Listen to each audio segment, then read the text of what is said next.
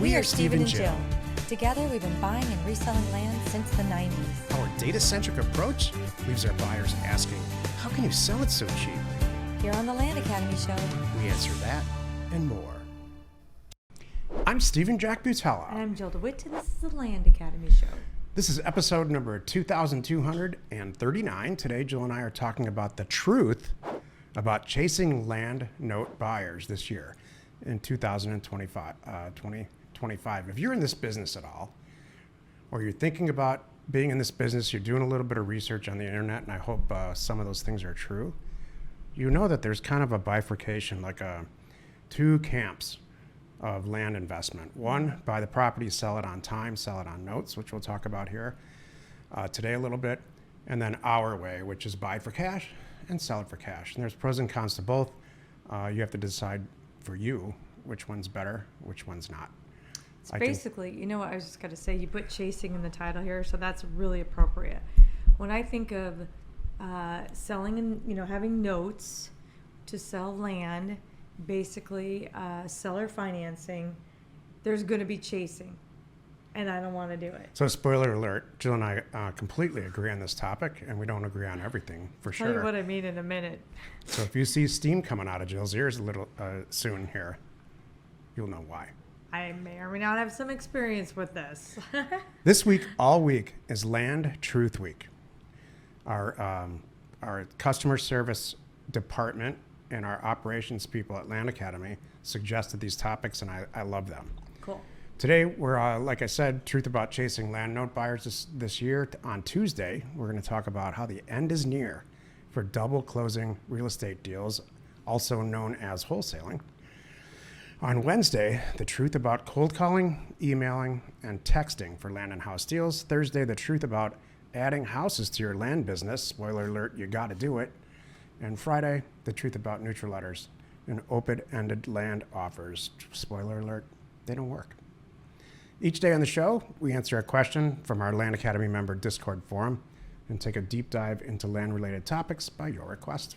Okay, so NM wrote, since my company is not registered, can I use my name as a buyer in the purchase agreement section of the land mailer template? Yes. I suggest that. Here's the deal. Our forefathers set up an amazing system for all of us, which is still completely and totally used in existence today. There are entities out there that can own stuff. There are people, first and foremost, and stuff on real property is first on the list. People like Jill DeWitt can own a piece of property. Jill can file and create a company for herself, like an LLC, a limited liability company. She owns the LLC, but the LLC owns the property. Mm-hmm. She can start a trust. She can create a trust and put all the properties. So these are holding entities of real property and, in a lot of cases, personal property. And so the point to that is to limit liability, or it creates a veil, if you can imagine, like a veil around a bed, or a veil, getting married. You got to pierce the veil. Veil around the bed and getting married are both. Don't they go together? If somebody's upset about the entity that owns a piece of real estate, they sue the entity, not the individual. Right. Today's topic: the truth about chasing land note buyers in 2025. Can I go back to the question real quick? I just want to add, this is very common too when you're just starting out. Like, oh my gosh, I don't have that set up. I don't have this set up, but I've already just kind of barreled ahead, and I've got some opportunities here, and I want to buy them. Is there anything wrong with putting in my name? No, it's especially getting your feet wet. This was a common practice that Jack used to talk about years ago too, when you're just starting. Do your first handful of deals in your name. Make sure you like this. You don't necessarily have to go all that way too. Make sure you're into it, and then you're like, okay, I bought 10, sold 10. Now I'm going to set my business all up and take them out of my name going forward and put them in this entity. Great advice. So thank you. Kiss before you marry. Today's topic: the truth about chasing land note buyers in 2025. Jack says weird stuff. He does. It's like, you know what? Jack has marriage Tourette's. if you haven't noticed. It's not just marriage. Oh, It's just relationships. And it's not just relationships with the girl. It's all kinds of relationships. No, I think it's centered around marriage is your hot one. What do you think is your other hot Tourette's thing? Well, I should say employees, but really marriage. It's not employees. It's relationships. It's just having a lot of, I guess that's it, having a lot of people in your world. Is that it? Let's talk about this. Oh. Let's say you're at the Walmart and you've done your shopping and successfully avoided eye contact with every single person in the entire place, except the person you're with, in my case, Jill. You get to the checkout line. You have to talk to that person. Hello, how you doing? Oh, I'm doing great. How are you? That's how it should go. Everybody looks at each other for a minute. You check out and you pay. Or maybe in a best case scenario, you exchange a little bit of small talk with that person and the clerk. But this is what happens instead. Yeah. How are you today? Oh. There's no more communication, and if there ever was, I'm not sure that and so all you can do is just be nice. You and I shop very differently. I walk through the store saying hello, Yes. Good morning, how are you? That looks great on you. That's how I shop. So I could spend a 2 or 3 hour show on people and groups of people and what to avoid and what to embrace and why it's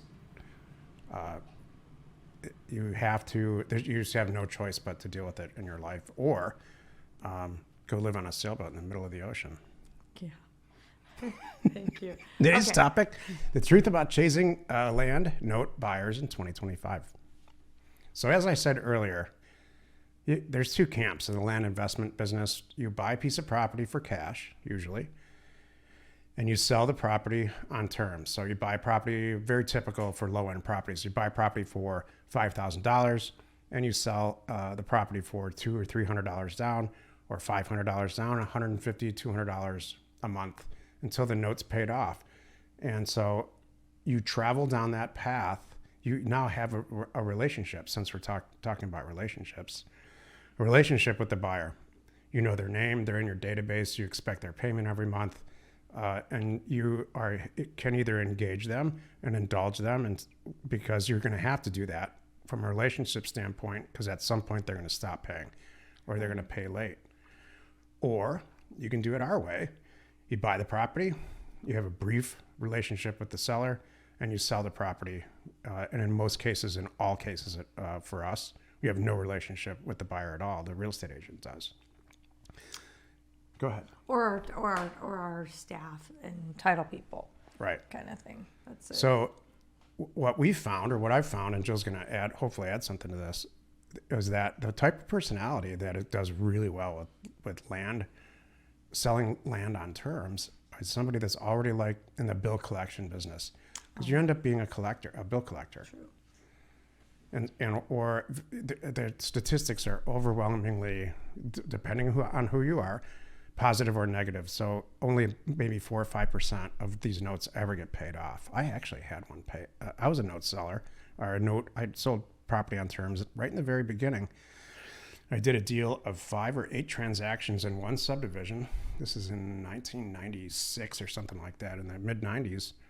And I did it through escrow. All of them defaulted, and I had to go through the foreclosure process to get them back, except one. They paid that off. Mm-hmm. Remember that? I do. I had one recently that got paid off that we had done a long time ago that got paid off, and I'm like, where did this come from? I'm like, I wasn't even paying attention. It was an old, you know how old it was? It was a FreshBooks account that they were quietly paying, and I long forgot about it. It was dumping into some other account. And the amount was so small, it was insignificant in our bank balance, so that's why it went missed. I'm like, oh, I guess we got to do a deed today and get this officially to this person. So, but you touched on it correctly. The big picture is you have the two options, right? And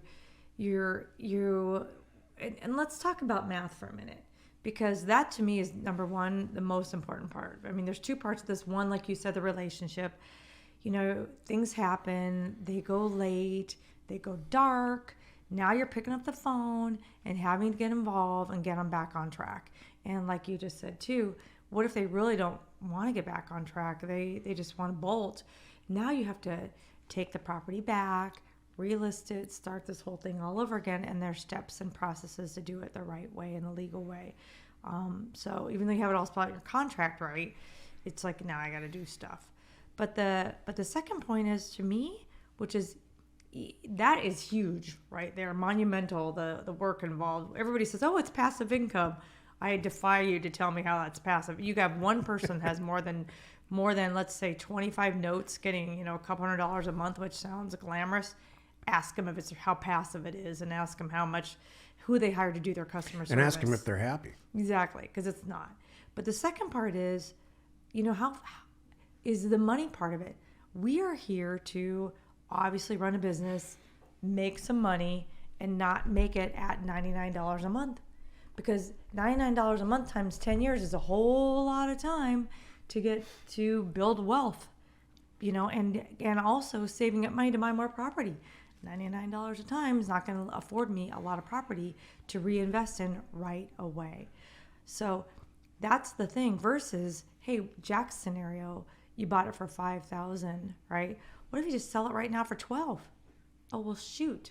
Then I do 2 of those next month, right? Because I made my money back. Buy for $5,000, sell for $12,000.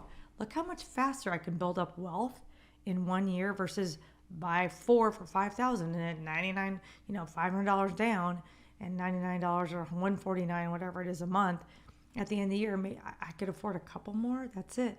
But the buy for $5, sell for $12 immediately, I could afford a lot more. By the end of the year, oh my gosh, it's really moving. And by the end of that year, I'm not buying for $5 anymore. Now I'm buying for $20 and selling for $50. Let's complete Jill's total thought on this, because this is how I was going to end it, and it's excellent. So I buy 10 pieces of property for $5,000 each. It costs me $50,000. I sell the properties, all 10 of them, for $500 down a month, $500 down and $100 a month. Every month now on those 10 properties, I'm collecting $1,000 a month. So I'm out $50,000 and I'm collecting $1,000 every month. That sucks. Let's do it our way. We're going to buy 10 properties. On each of those 10 properties, we're going to mark them up $20,000 and we're going to resell them. A little bit harder. I would argue it's not, but exactly. So now you bought 10 properties and you're going to make $20,000 on each property. You're making 10 properties on 20. It's $200,000. So you want $1,000 a month, or you want $200,000 in the bank? Right. So this topic, when it came up, it could have been the shortest topic in the history of Land Academy, just by doing that math. Yeah, that's it. Why do people do it then? Here's why. Because people love the theory of payments. Yeah. I just want to get a bunch of payments like rent. People love to say the math on selling on terms like this is the same as buying a house or an apartment building, which is real expensive up front, and then collecting a tiny little small amount forever, theoretically. Okay. That's just, we're not wired for that. We're the other thing too, and the thing that sends me in the end, this is the kicker for me, is the reason that we chose this business, Jill and I actively chose this business out of many businesses I could have gotten into when I was a lot younger, because I can turn it on and off at any minute. I can send out a 25,000 unit mailer. Jill and I do 5 deals, probably maybe 10, make a bunch of money, and then turn it off. Mm-hmm. On terms, it's like, I could have bought a convenience store too. Maybe had 10 convenience stores or 20 by now. And now I get to know all my customers and my vendors and my landlord, and I'm in it. And rent hikes, and this happens and that happens, and inventory issues, couldn't do it. Yep. Yeah. Join us tomorrow where we discuss the end is near for double closing real estate deals. You are not alone in this real estate ambition. We are Jack and Jill. Information and inspiration to buy undervalued property. We hope you find our content valuable and we appreciate your support. If you have not already, please check out our channel and hit the subscribe button. And your comments and suggestions help us to create the content you're here for. Hitting the like button helps to support our channel's algorithm and gauge your interest for future shows.